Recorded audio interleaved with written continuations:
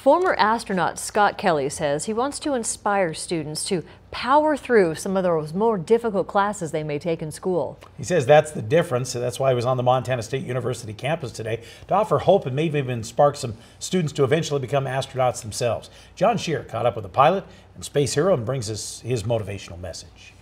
Kelly is best known for spending 340 consecutive days aboard the International Space Station in 2015 and 2016. He also was the pilot of the Space Shuttle Discovery in 1999.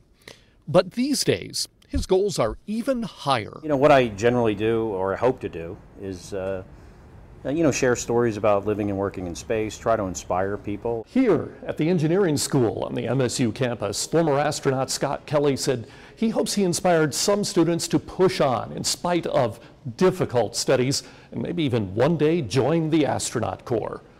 It sounds like he got at least one convert. I have not been good at grad school. His book came out last spring and I was really having a hard time with school. And so I read his book and it pushed me to keep going. I wanted to quit. I almost quit, but he made me keep going and I'm still here today. Kelly says he was inspired by another book, Tom Wolfe's The Right Stuff. Kelly wanted to be like the first astronauts, and he says to do that, he had to redouble his efforts in school. He says the key is to find that inspiration.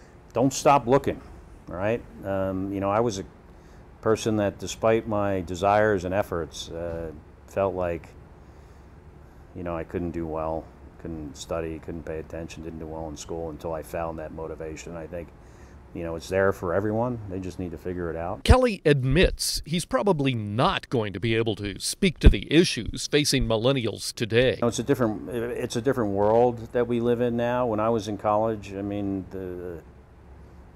computers almost didn't exist. I didn't use a computer until 1994 when I was in test pilot school, the first time I really used a computer. But he says what he can do is sympathize with struggling students and offer them hope.